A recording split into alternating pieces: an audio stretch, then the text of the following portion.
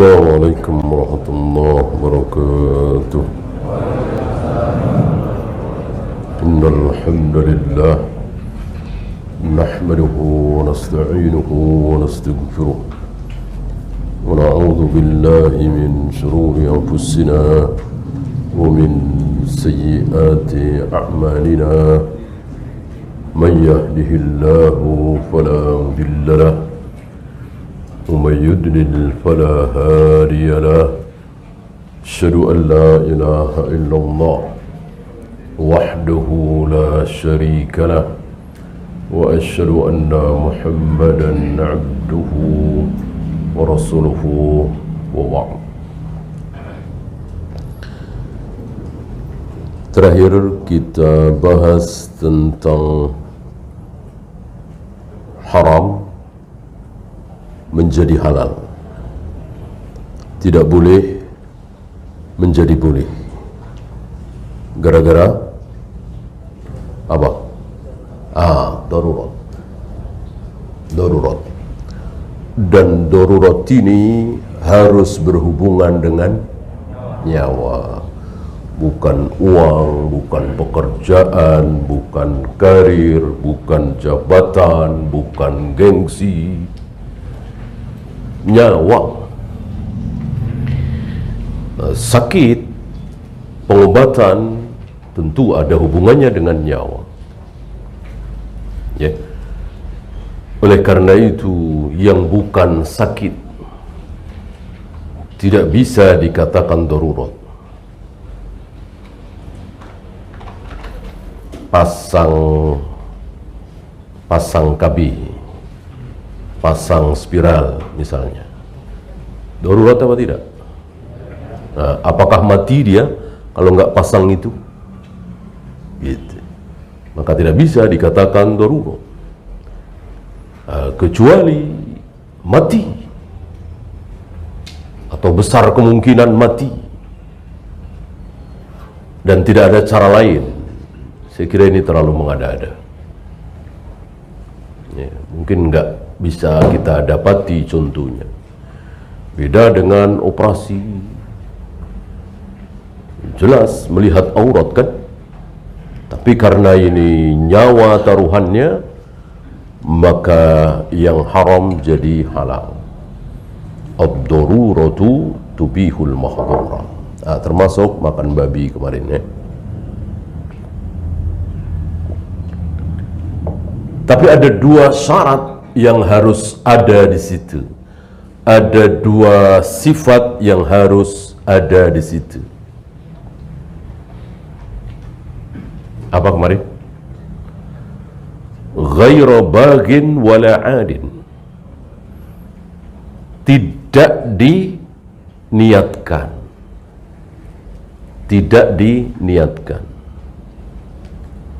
Jadi tiba-tiba berada dalam satu keadaan bahwa dia harus makan daging babi. Kalau tidak, ya binasa. Ya. Kalau diniatkan tentu tidak boleh. Yang kedua, tidak berlebihan. Sekedarnya saja. Ya, kita lanjutkan. Al-bara'atul asliyah. Al-bara'atul asliyah, ini kita membahas tentang hukum asal. Hukum asal. Banyak sekali tentang hukum asal. Hukum asal laki-laki di mana? Di luar. Hukum asal wanita? Di rumah. Hukum asal lafaz, dohirnya apa batinnya? Dohirnya. Hukum asal lafaz kata-kata. Jadi kalau ada orang ngomong, ini kaidah bahasa Arab ya, Al-Quran dan Sunnah. Tangan, maka ya tangan. Nggak boleh yang lain. Kaki, ya kaki. Ya, turun, ya turun.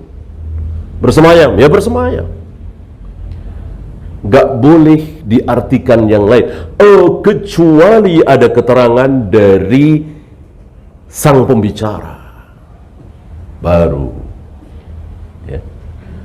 Maka adakah keterangan dari Allah bahwa yang dimaksud bersemayam itu menguasai?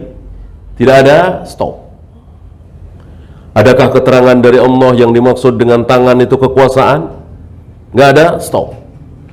Tangan ya tangan, bersemayam ya bersemayam. Adakah keterangan dari Allah bahwa maksud Allah tertawa adalah Allah meridhoi? Tidak ada, stop. Tertawa ya tertawa, dan begitu seterusnya. Ya. Nah, kita masuk ke hukum asal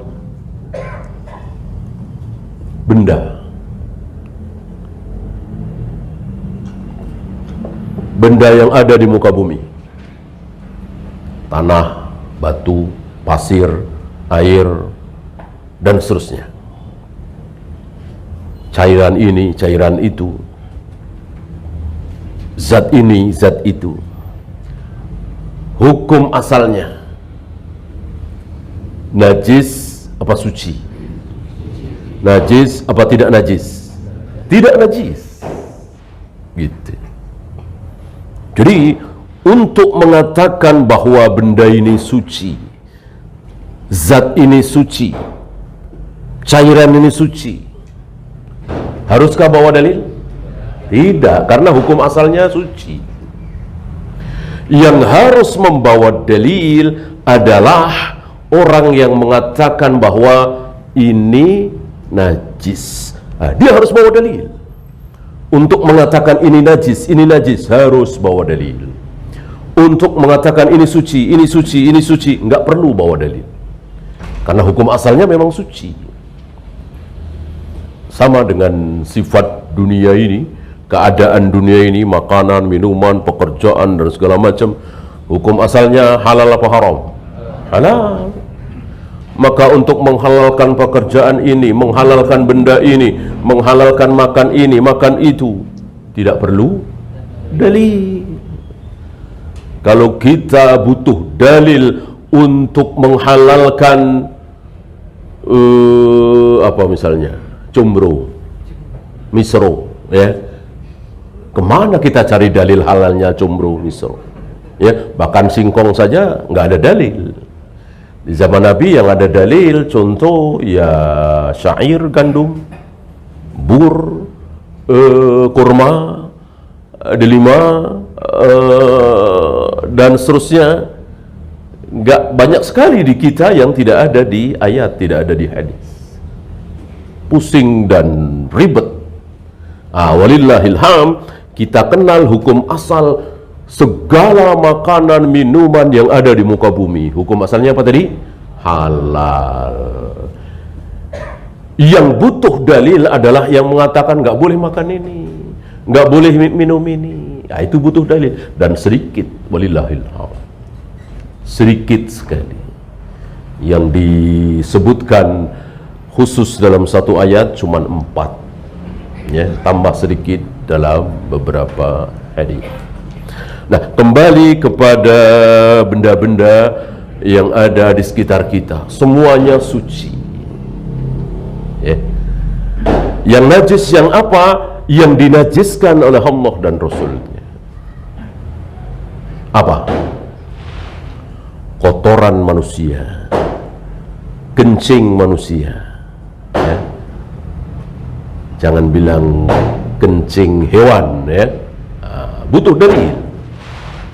Kalau kotoran manusia, kencing manusia, jelas sangat banyak sekali dalilnya.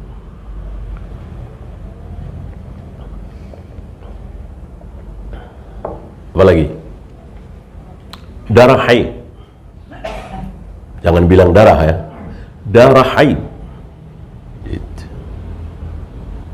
Seandainya tidak ada riwayat seorang sahabat yang gantian sholat. Jadi 2 orang sahabat ini ditugasi menjaga pasukan tertidur malam, ya. 2 orang ini menjaga, jaga-jaga kalau ada serangan musuh. Kemudian salah satu bilang, biarkan aku saja yang jaga. Ya, daripada dua-duaan ngapain? Nanti kalau ada apa-apa, aku sudah nggak kuat, aku bangunin kamu. Ya, udah, engkau tidur saja. Ya, sudah. Nah, lalu sahabat ini sholat.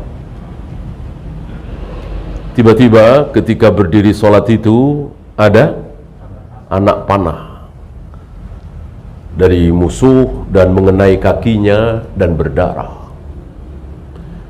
Dia batalkan apa teruskan sholatnya? Teruskan. Ya. Kisah ini tentu sampai ke telinga Nabi SAW. Seandainya Nabi tidak tahu, Allah kan maha tahu, pasti tahu. Dan tidak turun ayat, tidak ada sabda Nabi bahwa orang ini tidak sah sholatnya, sahabat ini tidak sah sholatnya karena ketempelan darah, darah itu najis. Nggak ada sabda seperti itu, nggak ada satupun ayat. Ini penunjang saja. Seandainya tidak ada kisah seperti ini, tetap kembali ke hukum asal. Ya. Maka kurang tepat kalau ada seseorang mengatakan darah itu tidak najis, dalilnya ini kisah sahabat tadi. Ya, nggak perlu. Artinya, apakah kalau tidak ada kisah itu kemudian darah menjadi najis? Kan tidak. Ya. Untuk mengatakan najis harus bawa dalil. Gitu. Untuk mengatakan tidak najis tidak perlu bawa dalil. Jadi sekali lagi kisah tersebut penunjang saja, penguat saja. Ya. Berapa tadi? Kotoran manusia, air kencing manusia, darah haid, apalagi? Madi, wadi. Cairan bening sedikit, tidak banyak, yang biasa keluar dari farji laki-laki. Madi, wadi, ada namanya berbeda tapi hampir sama. Ya, bukan air mani. Air mani jelas tidak najis. Ya. Kalau air mani najis, tentu kita semua najis. Dan ada riwayat Nabi pernah sholat memakai pakaian yang terlihat ada air mani mengering di situ. Hanya dikerik oleh Aisyah, tidak dicuci. Ini untuk menunjukkan bahwa air mani itu tidak najis. Seandainya tidak ada riwayat ini pun kembali kepada hukum asal. Nah, sebagian saudara-saudara kita yang tidak faham hukum asal, maka sembarangan. Ini najis, itu najis, ini karena kotor, karena bau begini begitu. Hampir seluruh kotoran hewan, air kencing hewan, semuanya dinajiskan. Padahal jelas tidak. Bahkan ada riwayat Nabi menyuruh sebagian sahabat yang baru saja masuk Islam, terkena demam yang luar biasa, demam Madinah, oleh Nabi disuruh minum air kencing unta. Riwayatnya sahih. Ya, dan sembuh. Dan sembuh. Kalau najis tidak mungkin. Tidak mungkin Rasulullah alaihi salatu wassalam menyarankan, menyuruh kepada seorang muslim meminum sesuatu yang najis. Karena yang najis pasti haram. Yang haram belum tentu najis. Ya. Baik secara hukmi atau secara aini. Secara hukum, jelas sekali ya, ada uang haram, emas haram karena hasil curian. Apa najis? Ya tentu tidak. Secara aini, ambil contoh misalnya alkohol. Diminum tentu haram kan, memabukkan. Apakah najis? Tidak. Badan kita, pakaian kita tersentuh alkohol, ketempelan alkohol, apakah najis? Tidak. Najis pasti haram, haram belum tentu najis.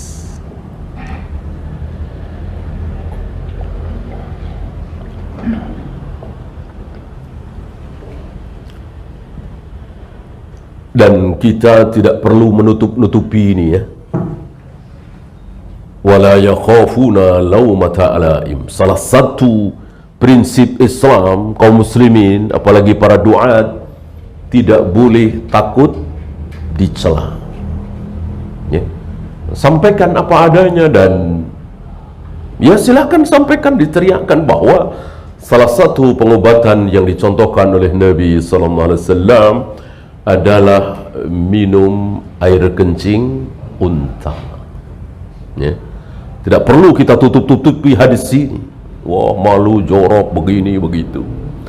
Bahkan saya pernah mendengar satu pengobatan terapi suruh minum air kencing sendiri. Najis apa tidak nih? Jelas najis, berarti haram apa tidak? Jelas haram. Ya. Kalau tidak salah itu dari orang kafir. Ini unta. Ya. Nah, salah satu prinsip yang harus ada pada diri kita, menggigit sunnah Nabi dengan gigi geraham, wala yakhafuna laumata laim, tidak takut dicela. Emang begini Islam. Banyak dari kita, terutama para tokoh, takut dicela, takut dicaci maki oleh orang-orang kafir. Maka beberapa ajaran yang membuat orang kafir marah, ledek, tertawa, seolah disembunyikan. Ada satu tokoh dunia, ketika berhadapan dengan hadis minuman kemasukan lalat, dia tidak berani. Ya, dia tidak berani lantang. Ucapannya halus memang, tidak menolak seperti sebagian firqah, ya. Tapi ucapan beliau menunjukkan bahwa beliau kurang berani membela sabda Nabi SAW. Ya, jika minumanmu kemasukan lalat, maka celupkan sekalian. Habis itu lalatnya dibuang, minumanmu diminum. Karena lalat itu sayap sebelahnya racun, sebelahnya lagi penawarnya, obatnya, jadi kan netral. Sabda Nabi alaihi salatu wassalam. Nah, si tokoh ini mengatakan Islam ini besar, Islam ini sempurna, Islam ini luar biasa. Sampai di sini betul ya. Cuman lanjutannya, seandainya Islam kehilangan satu hadis ini, Islam tetap besar, Islam tetap hebat.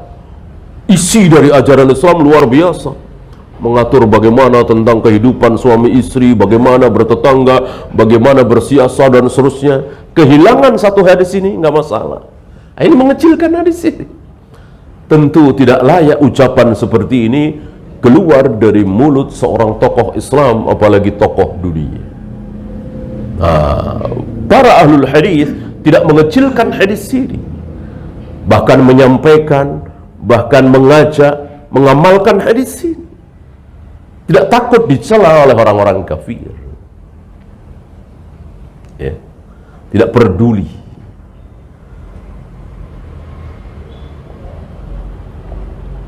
Coba kalau Nabi takut dicela, tentu beliau tidak akan menikah dengan Zainab. Apa kata dunia? Apa kata orang? Nabi menikahi mantunya atau bekas mantunya, mantu tanda petik ya, karena kan suaminya Zainab yaitu Zaid bin Harithah kan seolah anak Nabi, pernah diangkat anak oleh Nabi SAW. Allah mengajarkan beliau untuk tidak takut dicela. Maka dinikahi. Ini prinsip dalam Islam. Jangan sampai prinsip ini hilang dari kita. Maka apa yang dibenci oleh orang-orang kufar menjadi bahan ledekan mereka, nggak usah peduli. Di antaranya apa? Jenggot. Ya. Salah satu yang menjadi ledekan mereka ini jenggot. Maka biarkan. Ya. Termasuk seorang laki-laki punya istri 2, 3, 4 ini membikin mereka tidak suka. Ya. Biarkan. Justru antum masih ingat di akhir-akhir surat Al-Fatah, salah satu ciri sifat para sahabat apa? Liyaghidha bihimul kuffar, membikin orang-orang kafir marah, jengkel. Ini salah satu sifat sahabat. Orang kafir, Yahudi, Nasrani, Majusi dan lain-lain itu marah, jengkel, gondok dengan adanya para sahabat. Para sahabat yang apa? Yang mengamalkan sunnah tentunya.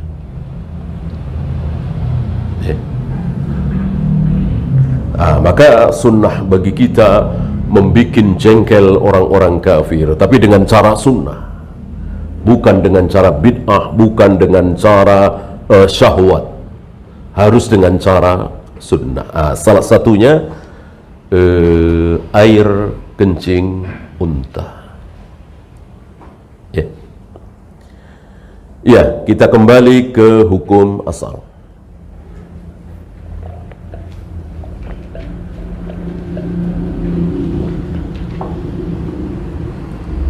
Hukum asal wanita haid. Hukum asal wanita haid itu boleh melakukan apa saja, apa tidak boleh melakukan apa saja? Jawabnya boleh melakukan apa saja, hukum asalnya. Ya, maka wanita haid itu boleh tidur, boleh bangun, boleh mandi, boleh duduk bersila, boleh berdiri, boleh berjalan, boleh bekerja, boleh, semuanya boleh. Ya. Untuk mengatakan wanita yang sedang haid tidak boleh maka harus pakai dalil. Ya. Termasuk wanita haid tidak boleh sholat, mana dalil? Jelas ada dalilnya. Ya. Wanita haid tidak boleh saum, ada dalilnya? Jelas ada dalilnya. Wanita haid tidak boleh tawaf, ada dalilnya? Jelas, riwayat Aisyah. Wanita haid tidak boleh jima, ada dalilnya? Ada, jelas. Aisyah juga meriwayatkan. Wanita haid tidak boleh masuk masjid, ada dalil? Mana ya? Hatu burhanakum in kuntum shadiqin. Kalau pendapat ada, dan ulama, bukan pendapat saya, bukan pendapat antum, bukan pendapat sekedar ustadz dai saja, ulama ada. Tapi ya pendapat. Namanya pendapat siapapun, mau Imam Syafi'i, mau Imam Bukhari, mau Syekh bin Baz, Syekh Utsaimin, namanya pendapat tentu bisa benar, bisa salah. Yang pasti benar, tidak mungkin salah adalah dalil qala Allah wa qala Rasul ala fahmi sahabat, baru itu pasti benar. Kalau pendapat ada di masjid baca Al-Quran, memegang mushaf, banyak ya, banyak. Tapi pendapat. Adapun yang betul-betul dalil berapa tadi? 4. Yang betul-betul dalil larangan dari Nabi alaihi salatu wassalam terhadap wanita sedang haid cuman 4. Salat, puasa, saum, tawaf, jima. Di luar itu qala wakila, katanya dan pendapat. Ya. seandainya tidak ada riwayat Aisyah disuruh masuk masjid oleh Nabi mengambil kain beliau yang ketinggalan. Ini tambahan saja, ini penguat saja, bukan dalil satu-satunya. Ya. Kemudian Aisyah menjawab, ketika Nabi menyuruh Aisyah, tolong ambilkan kainku yang ketinggalan di masjid. Aisyah mengatakan, ya Rasulullah, inni haidatun. Ya Rasul, aku sedang haid. Nabi tahu Aisyah sedang haid, istrinya kan tidak sholat. Apa kata Nabi? Inna haidataki laysat fi yadiki. Haidmu tidak di tanganmu kan? Aku suruh engkau masuk masjid mengambil kain kan dengan tanganmu. Haidmu itu kan darahmu tidak ada di tanganmu. Emang kenapa? Ini penguat saja, bukan dalil. Bukan satu-satunya dalil. Ya. Bahwa masuk masjid bagi wanita haid tidak ada larangan. Sebagian saudara-saudara kita dan hampir mayoritas barangkali tidak boleh, dilarang. Ya. Butuh dalil sekali lagi. Termasuk baca Al-Quran, pegang mushaf dan seterusnya. Ya. Termasuk punya wudu atau tidak punya wudu.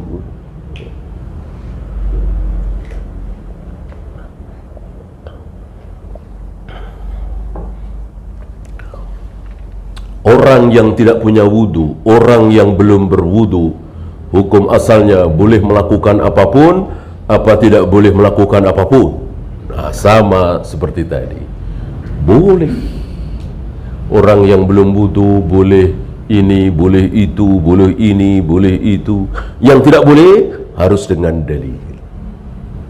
Ya. Apa yang harus punya wudu? Salat. Ya, satu lagi tawaf. Sa'i kan terusan dari tawaf. Ya. Tidak ada sa'i tanpa tawaf. Tawaf tanpa sa'i ada. Sa'i tanpa tawaf kan tidak ada. Terusan dari tawaf adalah sa'i. Maka dikatakan dua itu. Ya kalau mau tiga ya dengan sa'i.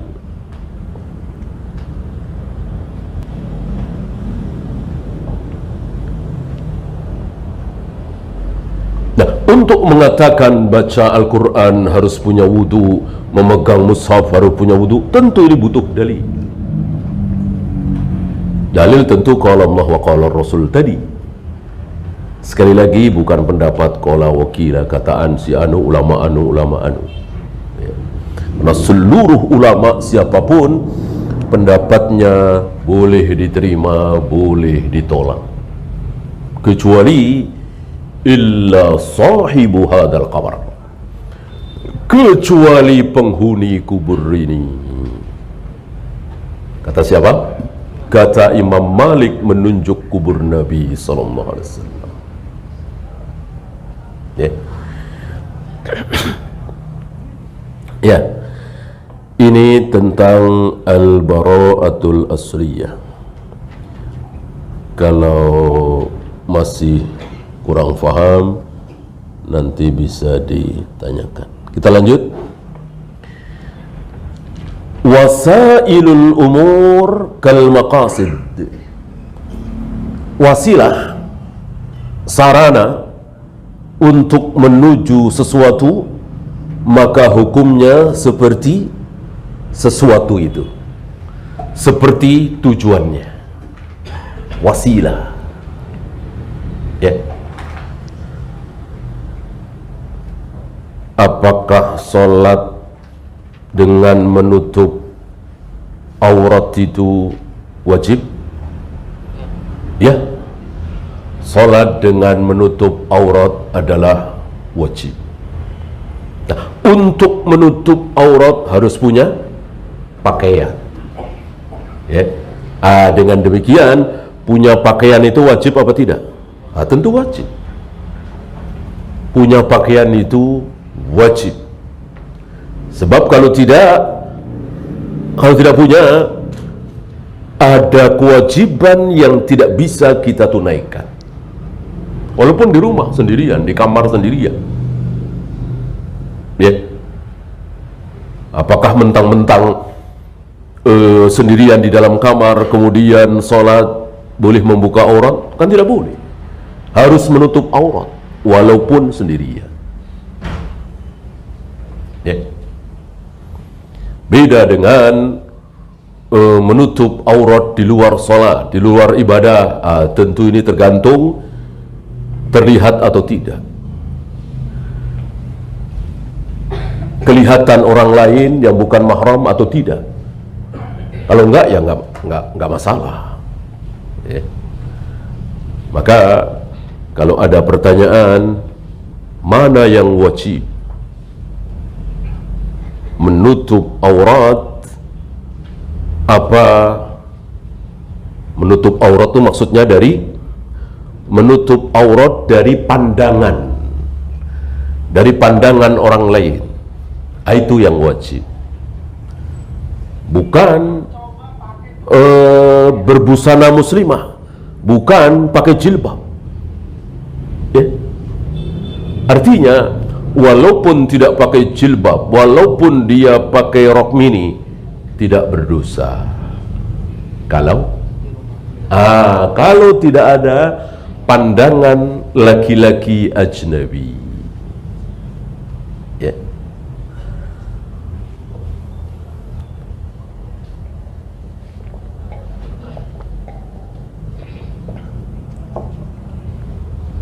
Ma la yatimmul wajibu illa bihi fahuwa wajibun. Sesuatu yang tidak sempurna sebuah kewajiban kecuali dengannya, maka hal tersebut menjadi wajib. Seperti menutup aurat tadi. Ya. Dengan demikian antum tahu, kita semua tahu, bahkan orang-orang awam tahu, mencari nafkah itu wajib apa tidak bagi laki-laki? Wajib. Mencari nafkah bagi laki-laki itu wajib. Karena ini wasilah, sarana. Sebab dia harus memberikan nafkah kepada anaknya, istrinya. Dan ini amal besar. Ini ibadah ghairu mahdhuf yang sangat besar, yang tidak boleh kita sepelekan, nggak boleh kita remehkan. Kita tidak tahu ibadah ini walaupun ghairu mahdhuf mungkin mengalahkan orang-orang yang rajin puasa sunat, rajin sholat sunat. Sementara si fulan ini nggak ada waktu untuk puasa sunat, ya, karena kerjaannya berat, demi istrinya makan. Dibela-belain harus memanggul ini, harus bekerja super kuat. Ya. Wajib apa tidak wajib ini? Wajib. Sedangkan namanya sholat sunat, puasa sunat, ya tentu tidak wajib. Nggak mungkin sesuatu yang wajib dikalahkan oleh sesuatu yang tidak wajib. Ya. Maka antum jangan berkecil hati, ya. Gimana saya bisa sholat sunat, gimana saya bisa puasa sunat, ya, bahkan sebagiannya ngiri, ya, si fulan, si fulana ngaji ke sana, ngaji kemari, ya. Saya gimana mau ngaji? Anak saya ini 5 masih kecil-kecil semua, nggak bisa ditinggal. Ya. Lalu dia sibuk di rumah mengatur, membiayai, merawat anaknya yang luar biasa, mungkin nakal, rewel, segala macam. Ini jangan dianggap sepele. Ini ujian yang luar biasa. Ya. Dan Allah Maha Tahu, bisa saja dia mengalahkan teman-temannya, tetangganya yang ngaji ke sana kemari. Ya, sementara dia cukup dengan seperti itu, diuji oleh Allah dan dia sabar. Ya. Oleh karena itu kita melihat seseorang ini tidak boleh dari satu sisi. Apalagi kita membanggakan diri kita ya, walaupun dalam hati ujub, nggak pernah ngaji. Ya, saya mah seminggu bisa 3 kali, 4 kali. Ya, kita nggak tahu ada apa, gitu ya. Allah Maha tahu. Ya. Maka bahkan melihat orang yang bermaksiat itu jangan dari satu sisi, jangan dari satu kacamata, jangan dari satu pandangan. Syekh Utsaimin menasihati kita, kalau antum melihat tetangga antum, saudara antum berbuat maksiat, berzina misalnya, minum khamar misalnya, berjudi misalnya, lihatlah dengan dua kacamata. Pertama, kacamata syar'i. Yang kedua, kacamata kauni. Yang pertama syar'i, apa? Dia berdosa. Betul.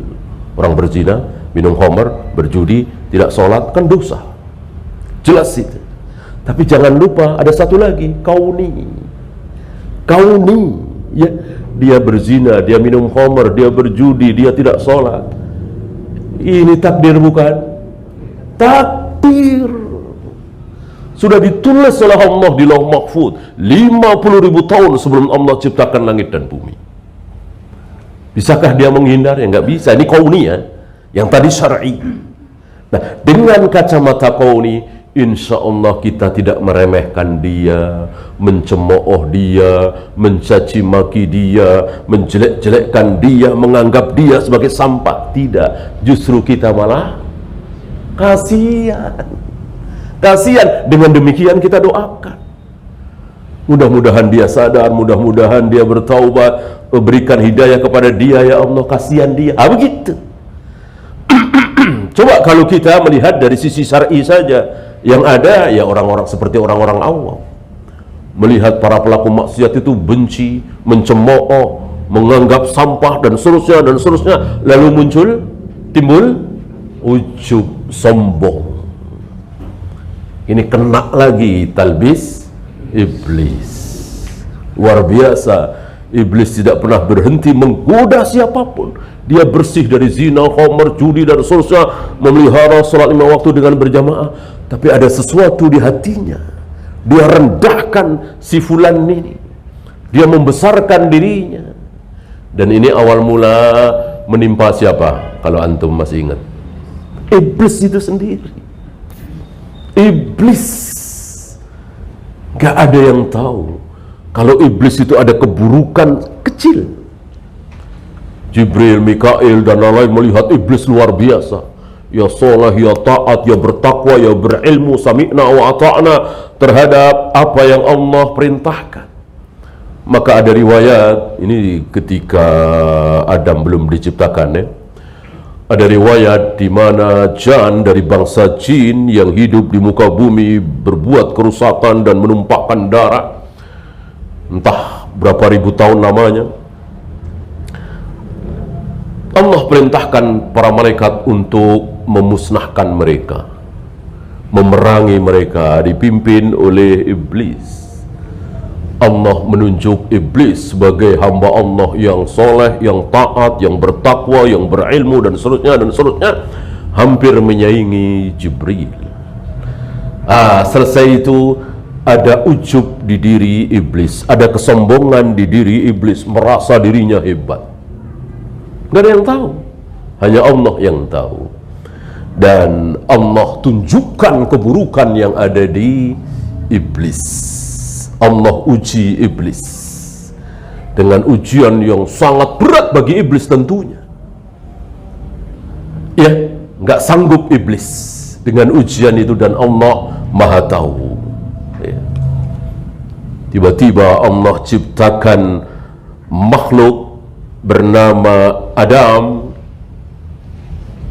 dan tiba-tiba Allah perintahkan para malaikat berikut iblis sujud memuliakan, tunduk kepada Adam. Ini ujian berat bagi iblis. Disuruh tunduk, disuruh sujud kepada makhluk yang baru saja dijadikan. Istilah kita anak kemarin sore. Berat sekali. Saking beratnya iblis tidak sanggup melakukan. Dengan terang-terangan mengatakan, ini berangkat dari ujub tadi. Khalaqtani min nar wa khalaqtahu min tin. Ya Allah, engkau ciptakan aku dari api, sedangkan Adam engkau ciptakan dari tanah. Bagaimana api disuruh tunduk kepada tanah? Qiyas ma'al farik. Ya. Dengan sebab inilah akhirnya iblis menjadi makhluk yang paling buruk, makhluk yang paling durhaka, makhluk yang paling bermaksiat di jagat raya alam semesta ini. Dan tidak ada perselisihan sedikit pun di antara manusia tentang iblis.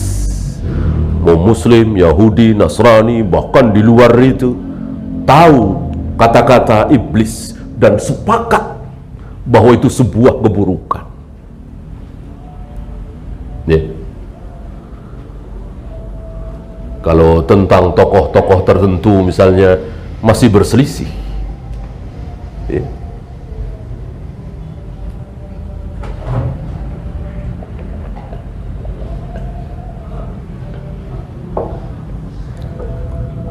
Tentang tokoh-tokoh apa misalnya,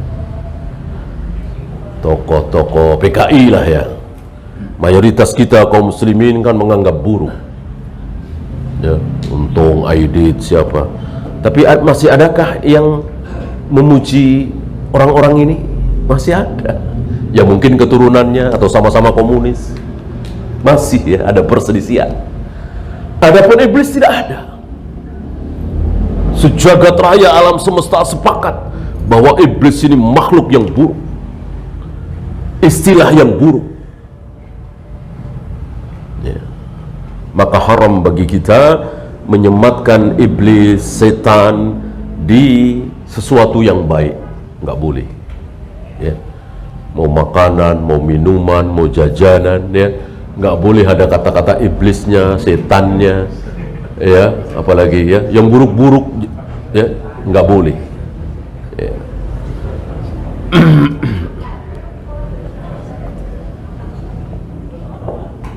Nah, ini dia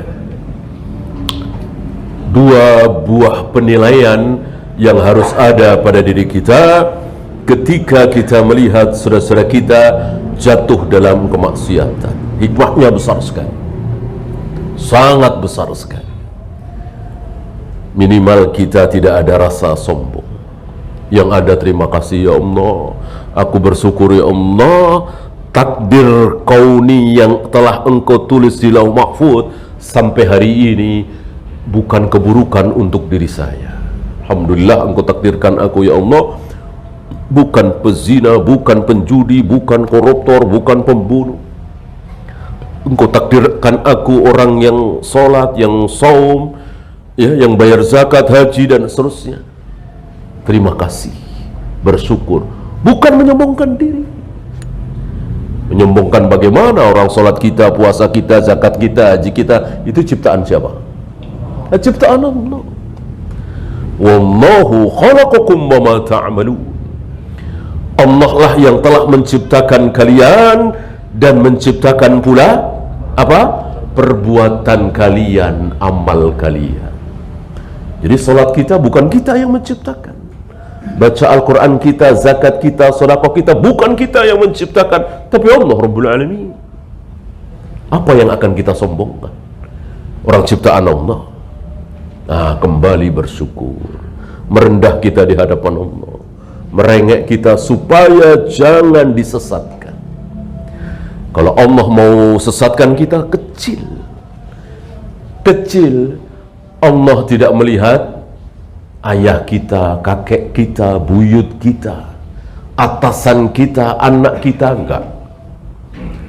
Mau anak camat, mau anak menteri, mau anak presiden, mau anak raja, bahkan anak nabi, enggak peduli Allah ya. Kalau Allah peduli dengan perasaan Nabi Nuh, barangkali Kan'an tidak akan disesatkan. Kalau Allah kasih hidayah kepada Kan'an, kan selesai. Kan'an pasti dapat hidayah dan masuk Islam, beriman, berbakti kepada ayahnya Nabi Nuh. Kalau Allah mau, Allah nggak mau. Kenapa nggak mau? Terserah Allah. Rahasia Allah. Ya. Jadi Nabi Nuh itu kecil di hadapan Allah, tidak besar. Dia nggak ada yang besar di hadapan Allah, nggak ada. Bahwa Allah mencintai Nabi Nuh, betul. Allah mencintai, memuliakan Nabi Muhammad SAW, betul. Tapi Nabi Muhammad, Nabi Musa, Nabi Nuh, Jibril, Mikail, nggak ada yang besar di hadapan Allah. Semuanya kecil semua, sangat kecil. Maka tidak peduli ya Allah, mau anak Nabi, mau ayah seorang Nabi, mau istri seorang Nabi, Allah mau sesatkan, sesat. Gimana kita? Ya, gimana kita? Maka kalau Allah mau sesatkan kita hari ini, sesat kita. Disinilah kita terus memohon, merengek. Rabbana la tuzigh qulubana ba'da idh hadaitana. Ya Allah, jangan Engkau sesatkan kami setelah Engkau memberikan hidayah kepada kami. Berarti orang yang dapat hidayah sampai hari ini, seperti kita insya Allah muslim, beriman, mengikuti sunnah, tidak ada jaminan sampai mati, tidak ada jaminan. Ya sampai hari ini kita, besok, lusa, tahun depan, bulan depan, nggak ada yang tahu.